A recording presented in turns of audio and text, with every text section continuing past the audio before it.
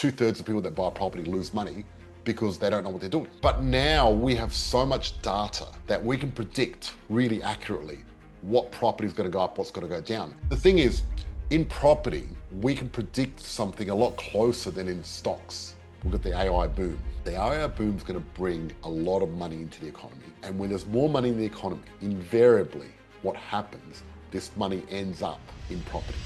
Hello and welcome to Money for Life. This is the Money for Life show. I'm here with my co-host, Christina Markoski. I'm George Markoski, and we're both from Positive Property. And tonight Hello. Thanks for having me back again, George. You're welcome. I had no choice. You're my wife. And you're always consistent. Tonight, we're going to talk about why property alone doesn't build wealth and the three things that do. And I want to touch on this subject. And a lot of people might be thinking, what else is there? Because a lot of people are talking about a lot of things at the moment in the market. But at the end of this show, I'm going to share the three things that do and how you can use this to build real wealth within a 10-year period. That's what we're going to talk about. Because there's a lot of talk now about silver, because silver's an all-time high. And then there's people investing in gold. And then Bitcoin has dropped down and people are wondering about Bitcoin and NVIDIA and other things like that. And, my view on those things compared to property, most people know, but I'll talk about it. See, gold, right, and silver, Bitcoin, shares. Well, gold and silver, one, you can't eat it. You can't collect rent every week. No, it doesn't give you rent at all. All you do is get capital growth. And then Bitcoin is not good for your stress because it bounces up and down. But also, you don't want to own Bitcoin and tell everyone you own it because people are getting kidnapped in America. Oh, there's a lot of scams. For Yeah, Bitcoin. Happened here in Bali. There was a Russian guy who was bragging about having a lot of Bitcoin, and the Russian mafia kidnapped him, tortured him, and took his 1.6 million worth of Bitcoin here in Bali. Wow, scary. Happens in America all the time. So that's the other thing. See, one thing about housing, no one can torture you and take it off you because it doesn't work. It doesn't work that way, right? It's not liquid. So it's one of those things where you can say you can torture me, but you ain't getting the property. You can sign it over, but they don't get to keep it. I think it's safer. But also, that's the beauty of having a hard asset. Yeah, but Bitcoin's also up and down. You know what I mean? It's like gambling because it's not real. And then you've got stock market. And stock market, the whole stock market is one big casino. And what do they say about casinos? Who wins? The house always wins. House always wins. Now, unless you own the stock market, like you're one of the billionaires who's the house and they always win every time, you only win if you get lucky. And they always win on purpose. They don't win by accident. They win on purpose. Let's talk about the state of the nation. Okay, so scarcity is doing the heavy lifting when it comes to property. So this is the thing. Total listings remain well below the 5-year average in Australia, especially in Sydney and Melbourne. So there's fewer homes available for sale. So we always get down to these two things, right? And this is the thing. We look at supply and we look at demand. And let's say we've got supply here and demand here. One is higher than the other because it pushes the other one up when it gets heavy. We're always looking at that. And we're looking at the macro market, the whole market in general. Basically, the whole market of Australia, there's less supply, more demand. That's a big indicator. But macro factor is one thing, because to make the real money, it's not good enough just to be a dummy and go, well, there's a lack of supply, I'll just buy a property. You don't just buy a property because 2/3 of people that buy a property lose money because they don't know what they're doing. Because what you need to do is you need to drill down and really look at the numbers. The market's become a lot more sophisticated. So back in the day when I invested back in the 90s, there wasn't a lot of data available, so there wasn't a lot of sophistication. You had to really go on the pavement, talk to people, know the area, walk around to get to know it. That's how you did your due diligence back in the day. Yeah, talk This to is people. pre-internet days, ladies and gentlemen. Yes, but now we have so much data that we can predict really accurately what property is going to go up, what's going to go down. And how do we predict that? We look at buying signals and find out what people are doing. If anyone's read any good economic books, there's a book called Freakonomics, and what they do is they actually measure things by what people are willing to pay for. That's just common sense to me. Well, let me explain the difference, and let's talk about skin in the game. I'm going to stop sharing this because I want to talk about this skin in the game first. Skin in the game is very important because if you've got no skin in the game, then you're not going to be very good at what you do. And that's why skin in the game is important. That's part of the reason companies like Positive Property, where you've got a face like me, George Markoski, right at the front with my face on it, that means I've got skin in the game. So if we get something wrong, it reflects on my face straight away. But if it was a hidden company, you can just close that company, start a new one, and just keep going. And people in the future are not going to trust any of those companies ever again. So unless it's founder-led, you look at car companies. What's the biggest car company in the world? Most expensive, biggest stock market? Tesla. Yes. Why? It's got a face. Elon Yeah. Musk is the face of Tesla. He's got skin in the game. That's why Tesla is worth more than all the other car companies combined. Now, they did polls. They did a lot of polls like CBS News and CNN, the Crisis Network, did all these polls. And they said that Trump was going to lose because it was academics doing research and asking people. Now, this is very interesting. There's a thing called Polymarket. Who's heard of Polymarket? Polymarket's amazing. Polymarket is the biggest prediction market in the world now. And what happens is you can go on there and bet on predictions. And guess what Polymarket did? It predicted Trump winning both times very accurately. You know why? Skin in the game. When you go to a financial planner sitting behind a desk with his suit and invest with him, he's got no skin in the game. Why? He's probably not investing himself in those things, and it's just there.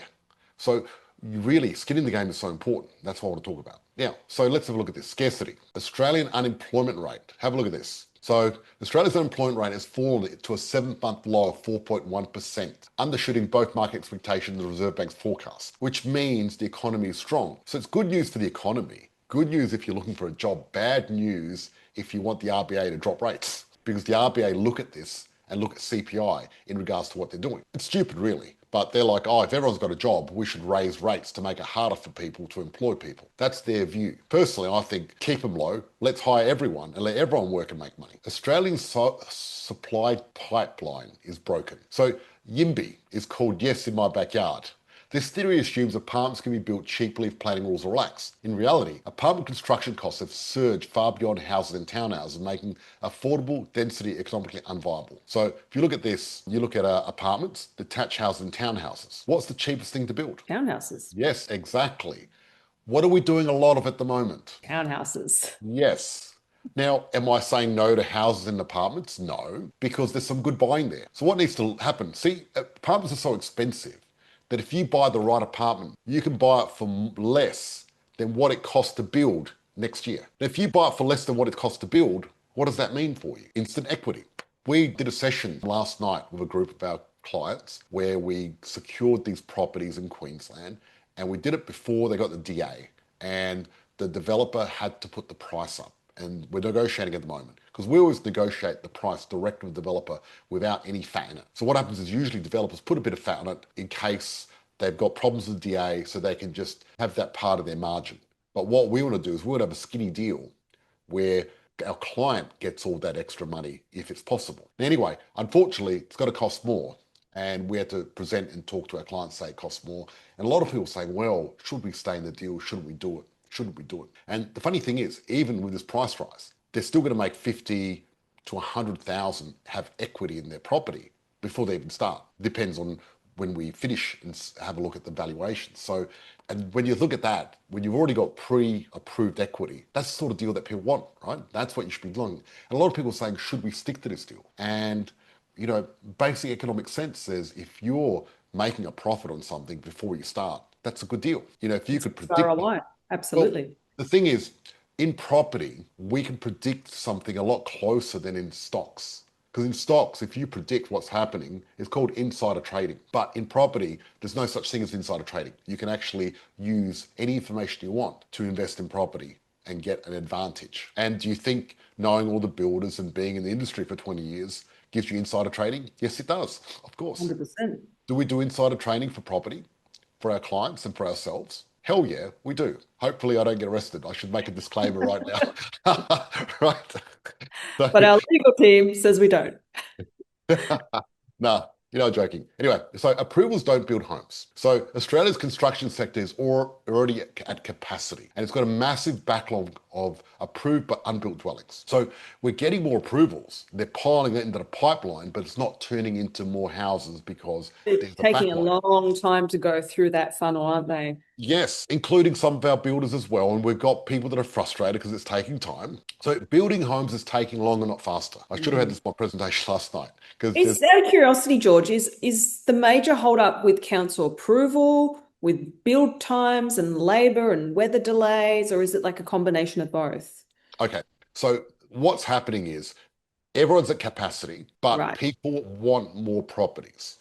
So what they're So it's doing like a is that lack of labor then. lack of labor, because with a building company, it's a fine-tuned machine, and you can't go from building 50 to 100, because if you do, something's going to break. And Yeah. when builders try to double or triple the output, I don't even deal with builders that do that because Well, they're scaling too fast, so they're going to break. exactly. So I'm interested in builders that have got sustainable scaling, and what they do is they scale at a measurable pace that they can handle, because management and supply chains and everything The else is right very systems in place in order to get the right result. exactly, and that's the important thing. And I'd rather our builders take a little bit longer and do it properly. And But actually, you know you're actually going to get a house at the end of it. I want them to be around in 10 years' time, And right? that's the most important thing. Exactly, exactly. Oh, So construction timelines have blown out across all dwelling types, with apartments now taking 10 quarters to complete an average. So look at this. How many quarters? So this is the thing. Even though we're getting more approvals, all those approvals are doing is adding to backlog of things that people can't do. It's a bit like, if you're doing an eating competition and then they double the amount of food on your plate, you can't eat double. You need to slow down and do it. But look at this. Australia's population growth is an extreme outlier. Look at European, 8%, OECD, 17%, United States, 22, United Kingdom, 18, New Zealand, 39, Canada, 36. Now, these numbers have changed because New Zealand and Canada have stopped their immigration, they've cut it right down. And look at mm. Australia at 45%. So this century, we've grown 45%. So New South Wales, families are fleeing Sydney. It's not even leaving, it's like fleeing. Like They, Sydney's so dangerous, you've got to get out. it's not because it's dangerous. People are fleeing Sydney because it's too expensive, Too expensive. They're, right? they're fleeing the cost of living. Yep. So, and they're losing people between 30 and 40, which is families. Yeah. Guess where they're going? I'm going to put my money on Adelaide. No, No? they're going to Queensland. Queensland. Look at this. Look at this. Look at Queensland population change. Wow. Everyone's moving to Queensland. Look, about 10 years ago, I don't know if you recall, when I said that Brisbane and the Gold Coast, Sunshine Coast put together is going to be bigger than Melbourne and maybe bigger than Sydney one day. But it's going to be bigger than Melbourne. It's going to be Sydney, Brisbane, Melbourne. And that's what's going to happen. You watch. Because the weather's better, the government's better, everything's better. Cost of living is way better. Now, Sydney households need 54.5% of their income to service a new mortgage on a medium priced home. Yeah, that's crazy. That's so at the moment, it costs around up to 35% of your wage to rent, 54% to buy. So you can see the gap why people are renting and how Australia is turning into renters from owners. Because 54% of your money, imagine that, half your money going to your mortgage. That's a lot of money. So families will continue leaving Sydney and they'll keep going more to Queensland and Yeah, some it's to Adelaide maybe. ridiculous. You know who came to Adelaide? People from Melbourne. A lot of people from Melbourne moved to Adelaide. Yes, now that's where that happened, that big shift. Yep. And Perth has just joined the $1 million housing club. So Australia's housing stock is valued at 12.3 trillion. That puts the average home value at 1.079 million. And Perth was the last major capital city to cross the $1 million mark after prices jumped. So they've gone up in all major cities. If you look at this, the past 20 years, Sydney, Melbourne, Brisbane, Perth, Adelaide, capital cities. Let's just see capital cities. In 10 years, they went up 79%. In 20 years, 227%. What does that mean? They're roughly doubling every 7 to 10 years. As I always say, I've always been saying this for a long time. That's roughly what they do. Now, look at rental vacancy rates. They're a record low. So annual rental growth, that's been going up and now it's gone down again. And then vacancy rates has continually gone down and down. What this means is just less and less properties that you can rent, less homes available to move into. And this is getting worse. Let's talk about the 3 things that you need, right?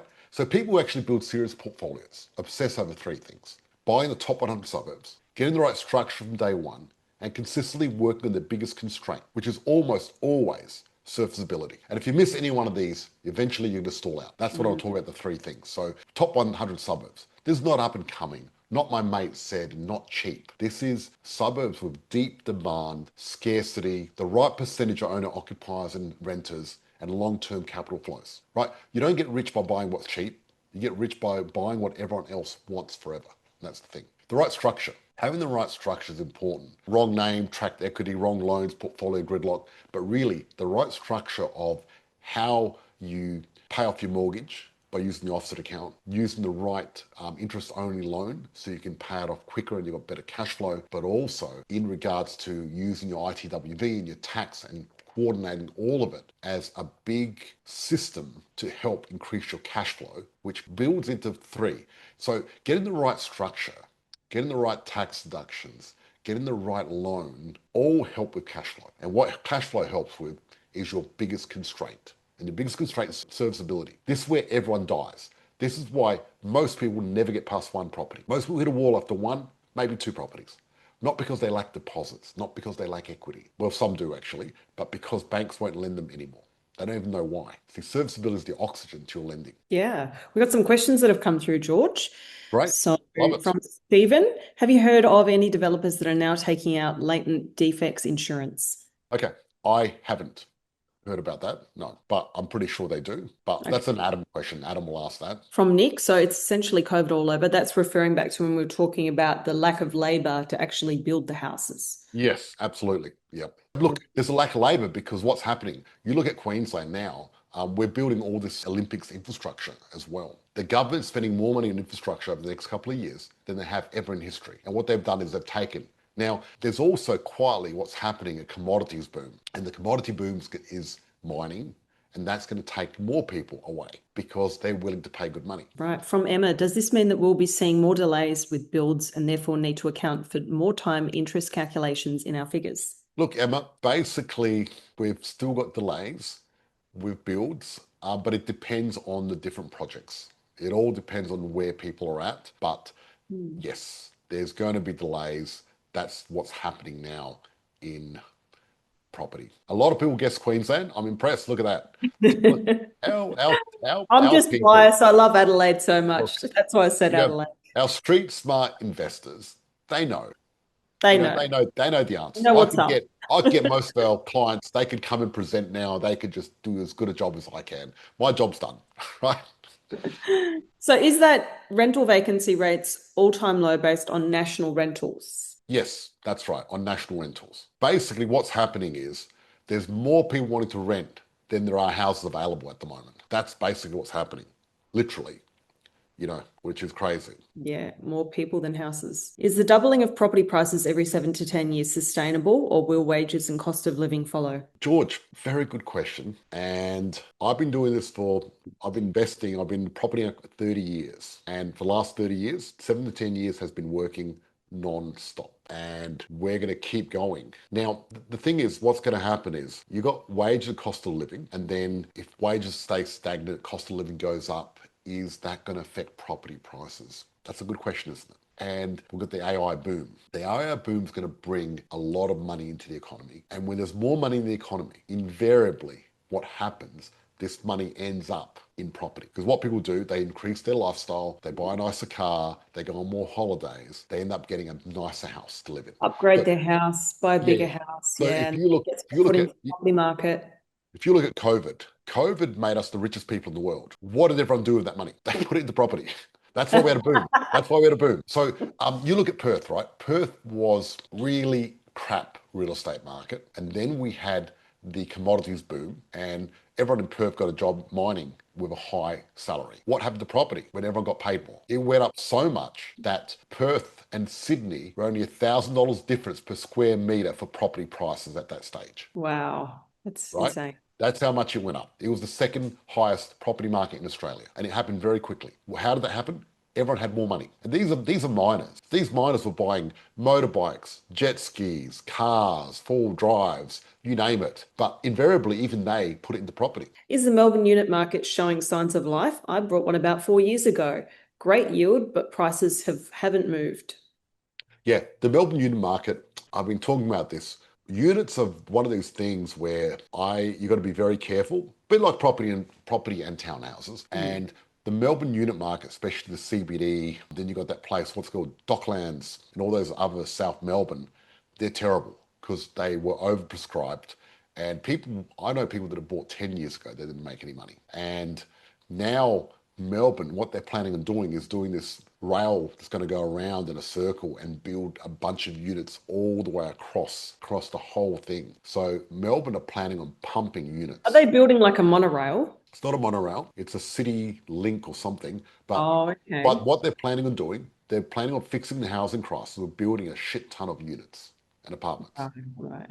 So I wouldn't want to be exposed to the Melbourne unit market Mm-hmm. unless it was in a very niche, small boutique area where. So what happens is we talk about supply and demand. A lot of people think you need land in order to get growth, and they're actually wrong. What they're confusing is they're confusing scarcity with land. You don't need land to grow, you need scarcity. So you can get scarcity with a unit, with land, with a townhouse, you can get it with anything, but it needs to be scarce. So for example, if you bought an apartment, not an apartment, if you bought an office right now, there's no scarcity, right? And because of that, it's not good, right? Like a commercial property you're talking? Commercial property, yeah, there's no Yeah. scarcity, right? Because less people Oh, are there's working. loads of them. They're everywhere. Yeah, and they've, exactly. So, but you can buy land, and that can be scarce too if it's in the wrong area. So it's all about scarcity, and what you want to do. That's the whole thing of the top 100. We want to places that are scarce. That's what it's all about. Yeah. Okay. How's Canberra market going? The Canberra market, actually, good question. I'm going to be talking about it tonight. So the Canberra market was overpriced about 5 or 6 years ago when everyone was talking about it because the houses were just way overpriced compared to other capital cities. What's happened now, the other capitals have caught up and now the ACT is actually getting scarce again. So the Interesting. Canberra market's good. So every market is going to go through its ups and downs, and when it's at 7 o'clock down the bottom, that's when I'm buying. Just had a confirmation from Adrian that everyone was buying motorbikes over COVID. Yep, absolutely. Yep, that's what they do. They buy motorbikes and they buy jet skis, they buy all that stuff, and then they start buying houses. Do you see a commodity boom happening in North Queensland? Yep, that could happen, definitely. Like Roxby, maybe. The fact of it is, I'm always keeping my ear to the ground, and when I see the signs, and I usually see them before other people, I get into that market. And guess what? You, my insiders here in our group, are going to be the first to know about it. Yeah. I bought ACT an apartment at VOWOVA around January last year. Will the price increase anytime soon? Wover. Okay, I'm not sure what Wover is, but ACT apartments, the right ones will go up, definitely. I can see ACT is going to be some good growth. Yeah, cool. That's all the questions. Okay, excellent. If you want to get the three structures, if you want to really get learn about the top 100, the right structure, and then how to increase your serviceability consistently, type in hashtag top 100 and my team will reach out to you. But now, thank you for listening and watching. We're going to be here next Thursday once again with my lovely wife, hopefully. So thank you everyone for watching.